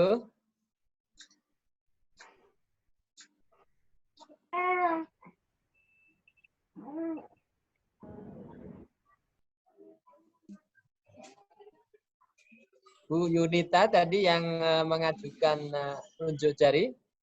Atau yang kedua ini ya, kalau nggak muncul Ibu Junis siapa sekarang? Bu Yunita. Ya, saya Juniza Firda. Selamat siang. Silakan. Terima kasih Prof. Daryono. Selamat siang Ibu Tasya. Saya Firda dari Universitas Mula Warman. Sebelumnya tadi saya sudah menuliskan di chat ya Bu ya. Sebenarnya ada 2 pertanyaan Ibu. Yang pertama itu saya ingin bertanya, kalau misalnya kita ingin membuat kayak molecular docking jika molekul targetnya itu butuh proses glikosilasi yang kompleks seperti itu. Dan ternyata di bagian sisi yang terglikosilasi itu adalah sisi yang sangat penting untuk aktivitasnya. Seperti itu. Kemudian kan kalau misalnya kita lihat di pemodelan di PDB atau dan lain-lain itu kan saya melihatnya itu kayak ikatan disulfidanya mungkin apakah akan sama dengan yang kalau misalnya kita buat sendiri, modelkan sendiri, padahal di ikatan disulfida yang berbeda itu kan menghasilkan aktivitas yang berbeda juga. Kemudian pertanyaan yang kedua, yang di bagian fingerprinting tadi Bu, itu kan saya melihat ada beberapa tuh yang nanti kita bikin warna tersendiri, misalnya untuk ikatan hidrofobik sendiri, terus yang lainnya sendiri gitu. Nah, pas dihubung-hubungkan, tadi kan ada beberapa terbentuk kayak segitiga gitu kan. Saya nggak tahu istilahnya apa gitu. Nah, itu bagaimana cara menentukan, oh ini ntar sama yang ini sama yang ini sama yang itu sama yang itu gitu. Sehingga kita bisa melihat binernya atau 1010-nya itu, menentukan itunya seperti itu. Terima kasih. Ya, bisa langsung dijawab saja. Baik, terima kasih atas pertanyaannya Ibu Juniza. Saya akan mencoba menjawab dari pertanyaan pertama tadi, maksudnya itu jika ada modifikasi ya dari si proteinnya, ternyata itu ada di bagian sisi aktifnya, seperti itu ya Bu ya? Iya, betul. Ya. Jadi jika ternyata ada modifikasi pada struktur aktif, jelas ini kita harus melakukan validasi terlebih dahulu dari bagaimana ikatan suatu obat atau suatu senyawa sudah kita ketahui dia akan aktif terhadap struktur tersebut. Jadi untuk memilih pembanding ya, jadi kita menggunakan senyawa pembanding, senyawa aktif atau senyawa obat. Nah, pembanding ini sebisa mungkin bukan satu. Jadi kita pilih ada beberapa senyawa dan kemudian itu kita harus mengetahui kalau dia itu bagaimana keaktifannya di dalam reseptor dan bagaimana data dari seperti KI dan lain-lain. Nah, kemudian ketika diuji ke protein yang ternyata telah termodifikasi itu seharusnya jika modifikasi itu memiliki peranan penting, maka itu juga akan ada perubahan di hasil senyawa-senyawa pembanding itu. Memang nilai KI yang diperoleh dari perhitungan docking ini atau perhitungan secara komputasi, ini memang pasti akan berbeda. Saya jarang sekali menemukan ada nilai KI yang sama, tapi seharusnya dari scoring, dari perhitungan pengurutannya itu akan menghasilkan urutan yang mirip. Misalkan ada obat yang diketahui A, B, dan C, dari A yang paling kuat, B yang lemah, B yang sedang, C yang lemah. Kemudian dari hasil docking yang dilakukan itu urutannya juga sebaiknya juga A, B, dan C. Atau bisa juga kita baca analisis dari si struktur proteinnya. Jadi kita analisis bisa dengan alignment dengan urutan asam amino dari protein yang tidak termodifikasi. Nah, dari situ kita bisa tahu bagian asam amino apa yang sudah dimodifikasi. Nah, kemudian bisa kita lihat apakah itu berperan penting untuk modifikasi di situ terhadap aktivitas biologis si senyawa tersebut. Nah, kemudian tadi pertanyaannya ikatan disulfida bentuknya berbeda, aktivitasnya akan berbeda. Iya, benar sekali. Jadi disarankan untuk yang modifikasi atau ada yang perbedaan itu dilakukan dulu seperti simulasi dinamika molekuler. Jadi kita mencari konformasi paling stabil dari suatu protein atau kestabilan suatu kompleks. Jadi kita bisa tahu seharusnya ikatan disulfidanya ini seperti apa dalam bentuk stabil. Karena pasti di dalam tubuh itu si protein ini dalam bentuk stabil. Termasuk saat kita mengkristalkan, itu pasti kompleks itu dalam bentuk stabil baru bisa dikristalkan. Nah, kemudian pertanyaan berikutnya mengenai fingerprint, itu maksudnya dari yang farmakofor ya Bu ya? Dari yang farmakofor fingerprint, itu tadi kita membuat poin-poin sendiri. Jadi yang mana yang hidrofobik, yang mana yang bersifat aromatik, yang mana yang hydrogen bond acceptor, yang mana yang donor. Nah, kemudian bagaimana menarik garisnya? Nah, itu kita membuat kombinasi sebanyak mungkin sebenarnya. Jadi itu kombinasi apa saja yang kita buat, tapi itu harus di antara 3 atau 4 poin. Semua kombinasi itu bisa dimasukkan. Kemudian kombinasi tersebut, itu tadi yang dihitung dari jaraknya, jarak antara kombinasinya. Kemudian itu akan dibandingkan dengan suatu senyawa aktif. Jadi senyawa aktif itu juga memiliki sifat-sifat seperti itu, memiliki panjang jarak antara 2 fitur, antara 3 fitur, itu yang juga sama. Kemudian itu dibandingkan. Jika jarak antara poin-poin tersebut sama dengan si senyawa aktifnya, maka itu akan menghasilkan 1 bit. Nah, itu bagaimana cara membuat bit di farmakofor fingerprint. Apakah sudah menjawab atau ada yang mau ditanyakan mengenai jawaban Sudah saya? menjawab, Bu. Kan tadi berarti bisa 3 titik yang dihubungkan, bisa 4 titik yang dihubungkan, dan itu berarti kita kalau misalnya itu semakin besar molekulnya, berarti kemungkinannya juga akan semakin banyak ya? Iya, betul sekali, Ibu. Oke, terima kasih Bu Tasya. Iya, sama-sama Bu Juniza.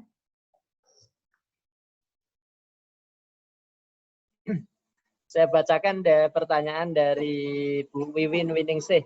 Sebenarnya ini nanti di sesi ketiga ada, tetapi mungkin bisa dijawab singkat saja. Pada homologi model, bagaimana kriteria model yang baik? Sepertinya pernah ditanyakan juga ke saya. Oke, jawab singkat aja karena nanti bisa bertanya lebih detail di sesi ketiga 2 minggu lagi. Ya, terima kasih Pak Daryono, terima kasih Bu Wiwin. Ya, jadi ini sangat penting ya kriteria model yang baik itu. Jadi ada banyak sekali kriteria model yang bisa digunakan. Jadi ada beberapa web server juga yang bisa digunakan untuk menilai apakah model itu baik atau tidak. Jadi kalau dijabarkan mungkin ada lebih dari 20 kriteria model yang baik, tapi kita bisa memilih beberapa. Yang paling penting biasanya yang selalu dipakai itu adalah Ramachandran plot. Jadi Ramachandran plot itu dari bagaimana si asam amino itu memiliki putaran atau rotasi di strukturnya, sehingga nanti bisa diplot apakah dia masuk ke dalam wilayah tersebut. Begitu Bu Wiwin. Mungkin yang lebih lengkap lagi, yang banyak kriterianya itu akan saya sampaikan nanti di 2 minggu lagi. Oke. Ini ada pertanyaan dari Mas Saiful Maulana dari UNER ya. Setelah melakukan screening molekul seperti penambatan docking molekuler dan telah mengoptimasi struktur senyawa tersebut dengan gugus fungsi tertentu, bagaimana langkah awal yang dapat dilakukan untuk mensintesis senyawa hasil optimasi dari struktur hasil penambatan?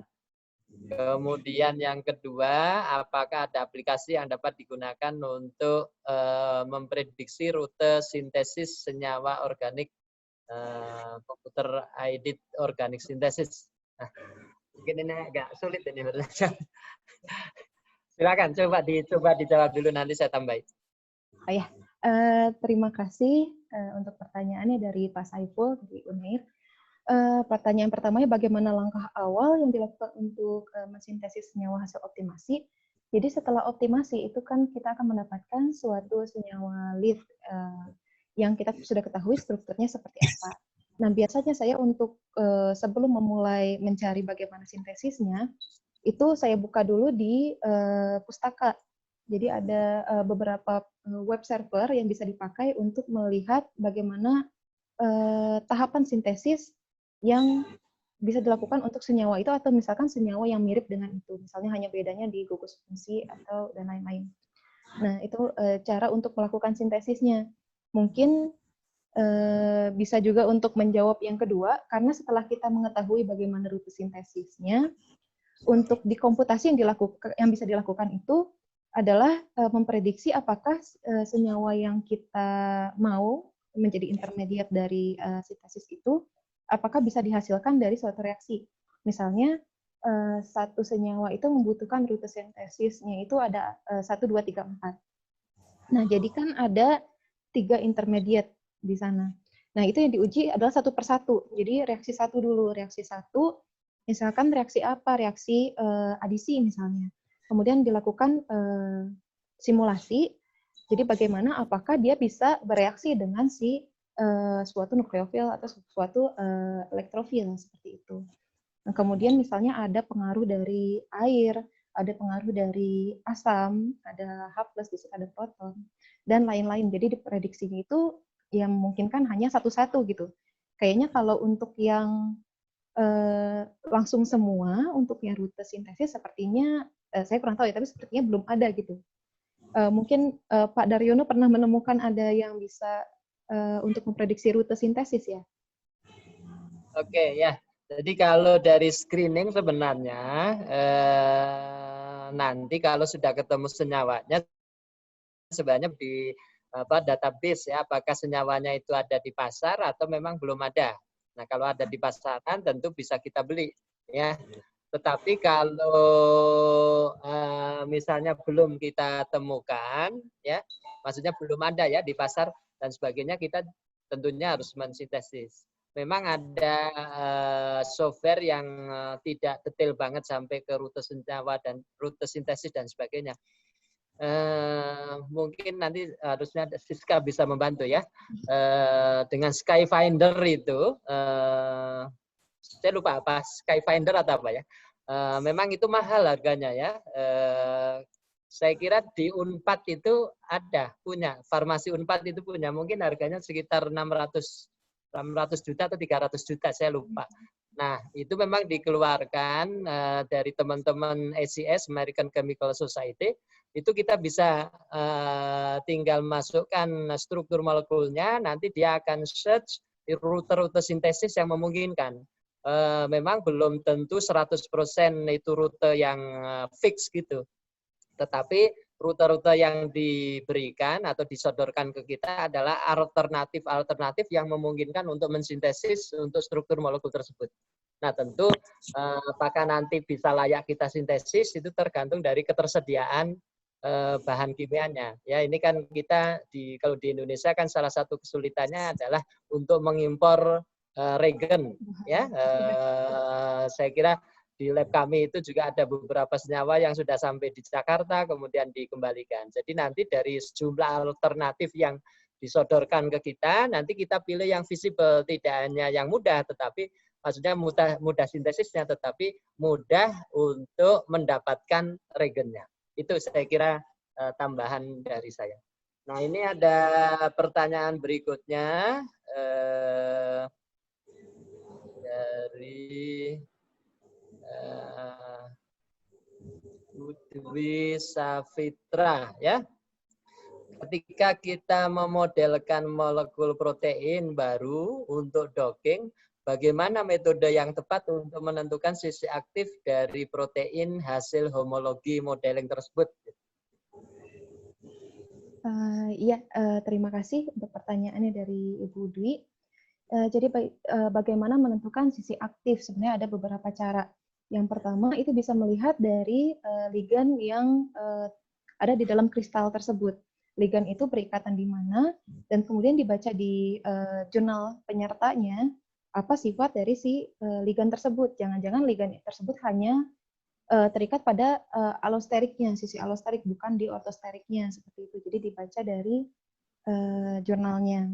Kemudian ada cara lain selain melihat si ligannya, itu bisa juga dengan menggunakan pocket finder. Jadi saya rasa ada banyak sekali sekarang web server yang menyediakan untuk pencarian pocketnya, sisi aktif.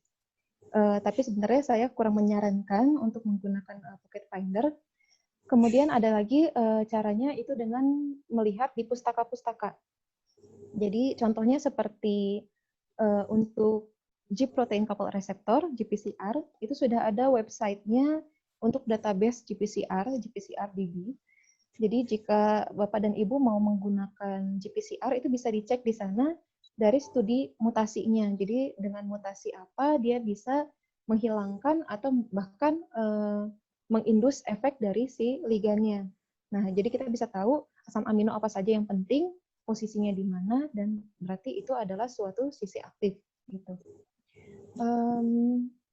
Cara lainnya bisa juga dengan mencari struktur kristal dari yang subtipe lain. Misalkan dari adenosin A2A reseptor misalnya tadi, itu bisa dilihat juga dari adenosin A2B reseptor. Jadi strukturnya mirip, tapi asam aminonya itu berbeda, kalau nggak salah kemiripannya hanya 46%. Tetapi bisa dicoba diambil sisi aktif si adenosin A2B itu, kemudian digunakan di A2A. Bagaimana caranya? Itu bisa dengan alignment struktur protein. Jadi protein A2A, A2B kemudian di-align, dan kemudian diambil sisi aktif yang ada di A2B-nya itu untuk digunakan di A2A. Tetapi sisi aktif itu juga harus dicek lagi apakah benar dia merupakan sisi aktif itu biasanya dengan melakukan docking fleksibel atau dengan MD, dengan dinamika molekuler. Jadi bisa ketahuan si ligan yang seharusnya aktif di protein itu seharusnya akan terikat di sisi aktifnya. Nah, jika kita sudah menetapkan suatu sisi aktif, kemudian kita masukkan ligannya, seharusnya ligan itu akan stay di sana. Nah, jika ligannya itu ternyata pindah, oh ternyata itu bukan sisi aktifnya gitu. Itu bisa dinilai dari situ. Seperti itu Ibu Dwi, apakah ada pertanyaan atau sudah cukup dengan penjelasannya? Oke, karena di-mute jadi dianggap cukup ya. Saya teruskan dengan pertanyaan berikutnya. Pertanyaan berikutnya dari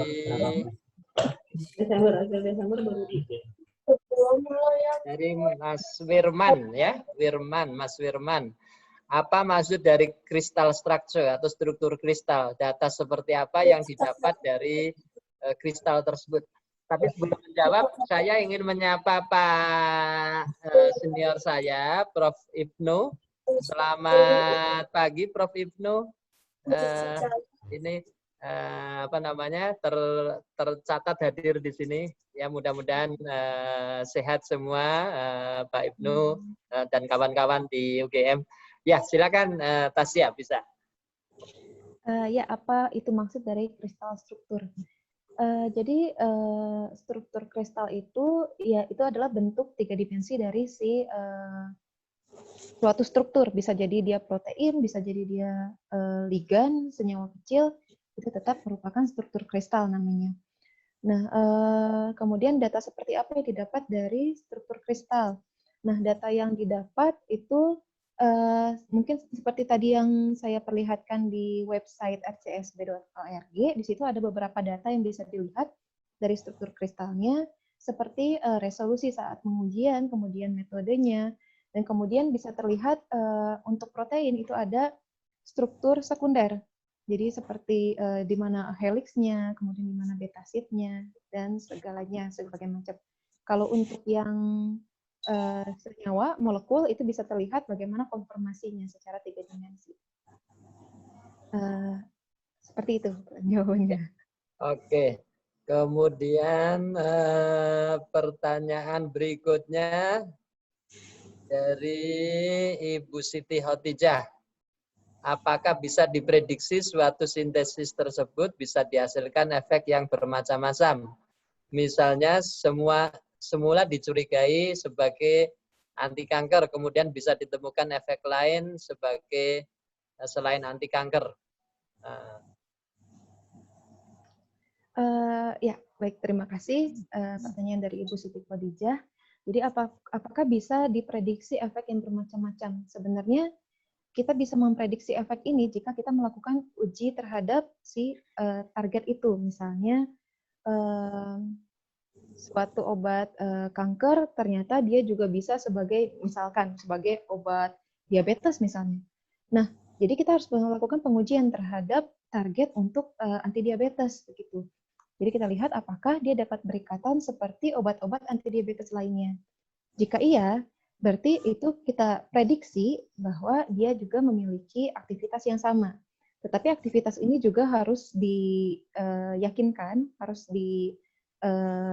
melakukan pengujian berdasarkan eksperimental, jadi dengan in vitro, dengan in vivo seperti itu. Jadi kita baru bisa menilai efeknya.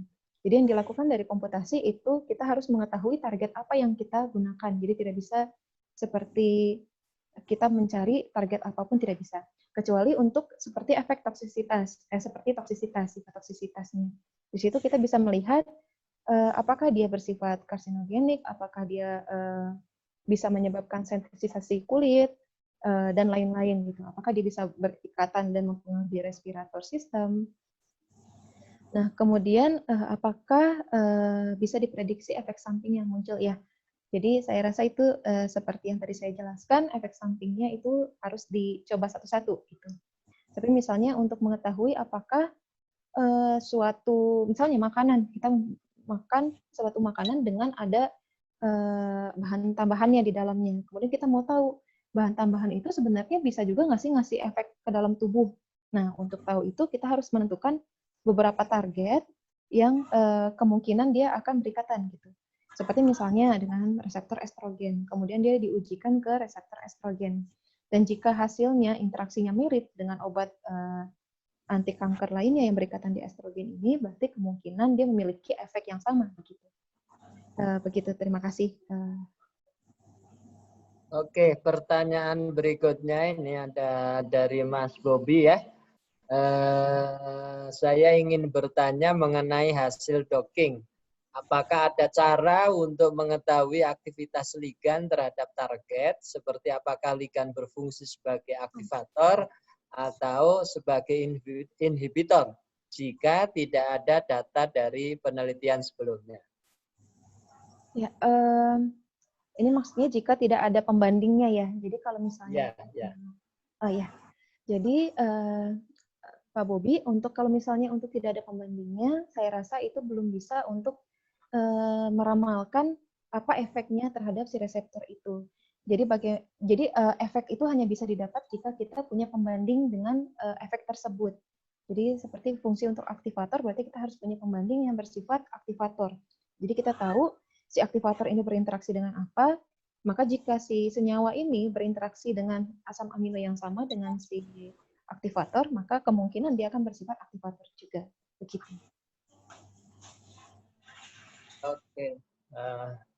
Ini ada pertanyaan dari Mas Wirman lagi nih. Tapi ini terkait dengan sintesis ya. Termasuk metode apakah jika kita memulai sintesis senyawa organik dengan hanya melakukan modifikasi gugus fungsi saja dan melakukan uji aktivitas sesuai aktivitasnya seperti aktivitas senyawa awal. Nah, kalau ini kategorinya berarti ya modifikasi struktural biasa, ya langsung eksperimental. Ini sebenarnya bisa dikategorikan sebagai ligand based sintesis, ya, maksudnya hanya mengacu pada aktivitas dari senyawa tersebut, induknya, parent compound-nya untuk aktivitas tertentu. Kemudian dites juga ya aktivitasnya terhadap aktivitas dari parent compound-nya. Saya kira itu ya, mungkin jawaban singkatnya. Kemudian ini ada pertanyaan dari Bu Revandra Tri ya. Selamat siang. Saya ingin bertanya jika sudah didapatkan substrat protein sesuai efek yang kita inginkan, bagaimana mencari efek toksik terhadap substrat protein lain? Adakah alat yang bisa membantu untuk mengetahuinya? Bisa, silakan. Ya, untuk mencari efek toksiknya itu ada yang disebut dengan prediksi toksisitas. Jadi ada banyak sekali software yang bisa digunakan untuk toksisitas. Ada yang gratis, ada yang berbayar.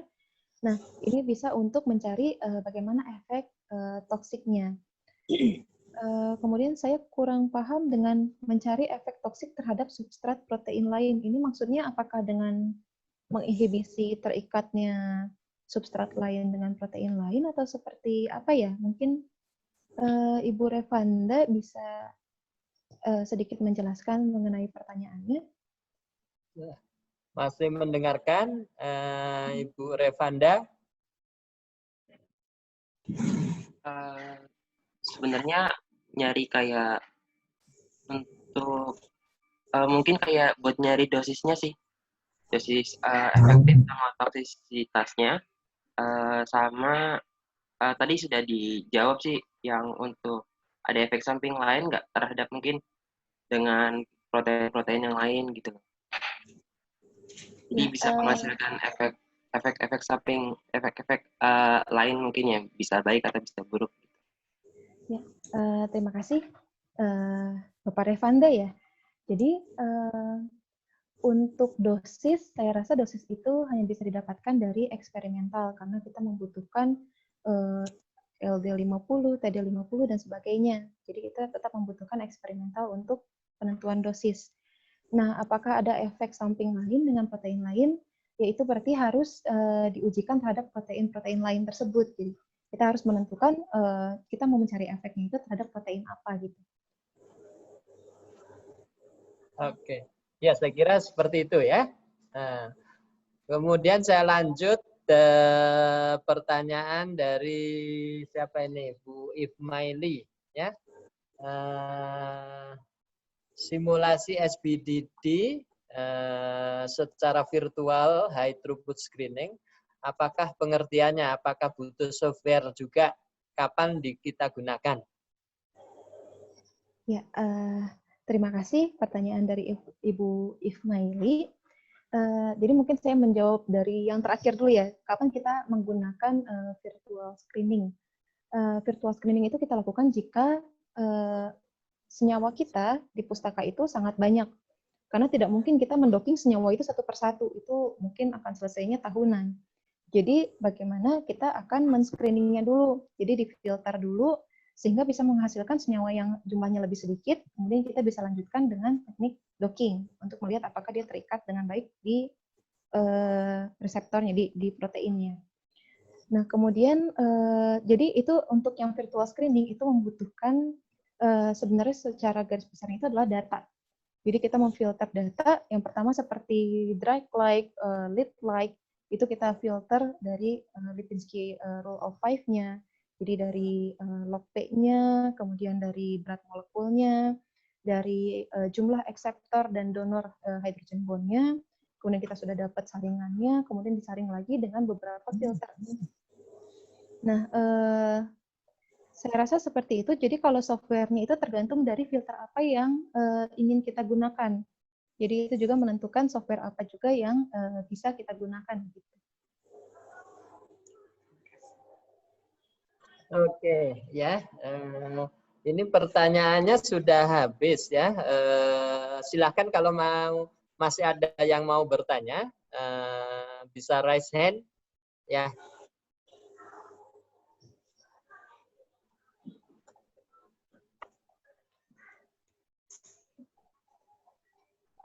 Ya. Nggak ada yang raise hand. Izin bertanya. Silakan kalau masih ada yang mau bertanya, ya. Di unmute kemudian bisa bertanya langsung. Iya, saya mau bertanya, Pak. Ya, silakan. Ya. Ini Saya Citra Dewi mau nanya, ini kan tadi yang berhubungan sama pertanyaan tentang aktivator sama inhibitor. Itu kan tadi Ibu bilang bahwa harus ada pembandingnya untuk sama yang memang sudah diketahui dia sebagai aktivator atau inhibitor. Ketika kita misalnya belum tahu apakah memang yang saya tahu atau yang pernah saya dengar bahwa bisa dilakukan dengan metode molekuler dinamik, tetapi itu bagaimana kita memprediksi bahwa dia sebagai aktivatornya atau sebagai inhibitornya, apakah memang harus ada pembanding atau kita hanya melihat dari ikatan antara sisi aktif terhadap reseptor atau targetnya kita. Terima kasih. Ya, terima kasih Ibu Citra Dewi. Ya, memang ada beberapa orang yang melakukan molekular dynamic, dinamika molekuler untuk mencari apakah dia aktivator atau inhibitor. Jadi, sifat dari senyawa itu akan mempengaruhi konformasi dari proteinnya, tempat dia berikatan. Misalkan suatu inhibitor dia akan mengubah, misalnya konformasi protein itu akan menjadi lebih tertutup. Atau kalau aktivator dia akan menjadi proteinnya lebih terbuka. Kenapa seperti itu? Karena biasanya untuk inhibitor dia akan memicu suatu ikatan, sehingga ikatan itu akan cenderung membuat si reseptornya itu akan membentuk seperti ini. Sedangkan pada aktivator kemungkinan dia akan membuat suatu ikatan yang membuat si protein itu terbuka. Nah, ikatan-ikatan seperti ini, perubahan konformasi ini bisa kita lihat di dinamika molekuler. Jadi kita lihat bagaimana perubahan konformasi proteinnya. Tetapi hasilnya juga tidak bisa kita langsung menyimpulkan bahwa oh dia ini sebuah aktivator, dia sebuah inhibitor. Jadi itu tetap harus ada studi lanjutan untuk mengetahui bagaimana sifatnya. Tapi mungkin untuk prediksi awalnya kita bisa menggunakan seperti itu. Oh ya, terima kasih. Terima kasih, Ibu Citra. Oke, ini ada pertanyaan satu lagi ya dari Bu Diana.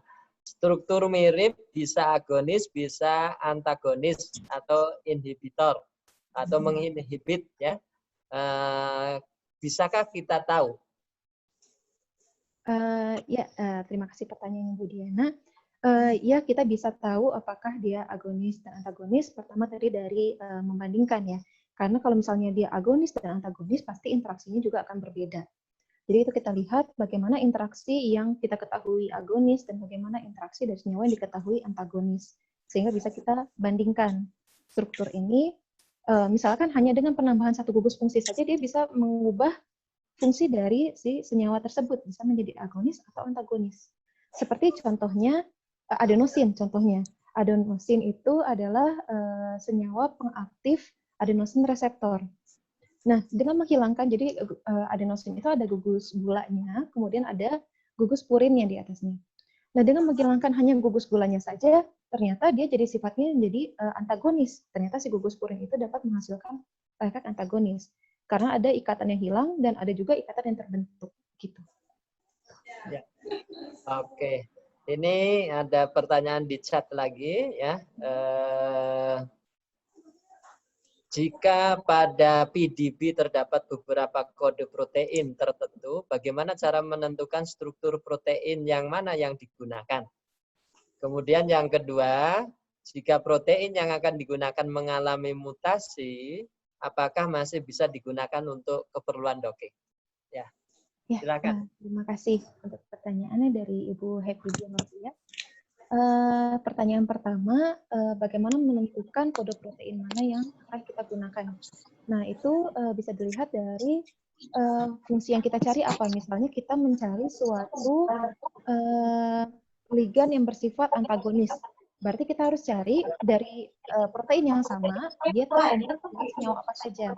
Misalnya ada dari data bank itu ternyata ada 10 si protein ini dengan kode yang berbeda. Nah, 5 misalnya itu adalah terikat dengan agonis. 5 terikat dengan antagonis. Berarti kalau kita mencari suatu antagonis, yang kita pilih adalah yang antagonis. Nah, setelah itu bisa kita cari tergantung resolusinya, dari mana yang kualitasnya paling baik.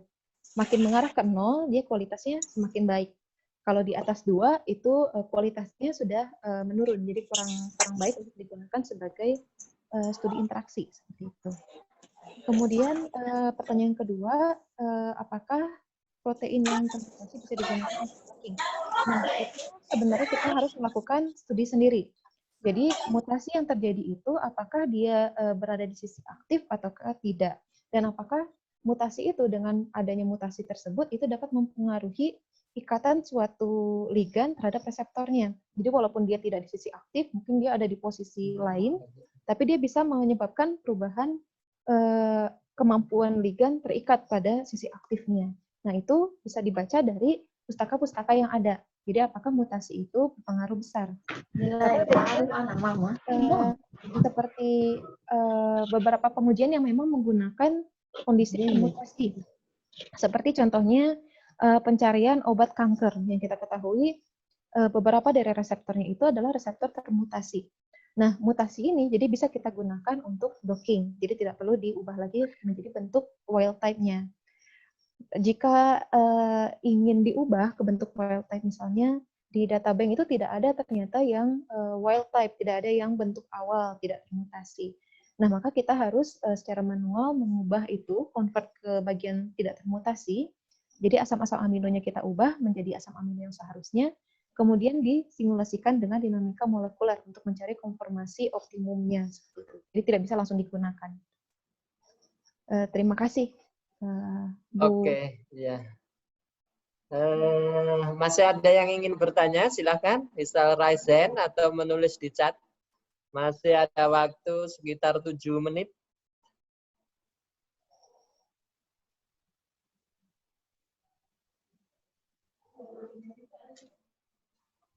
Oke, sepertinya sudah tidak ada lagi pertanyaan ya. Jadi nanti bahan yang telah tadi dipaparkan nanti saya kirim ke Bu Kurnia, nanti bisa dikirim sampaikan kepada Bapak Ibu sekalian. Tetapi nanti kami bahan yang tadi juga akan kami upload di websitenya APTFI.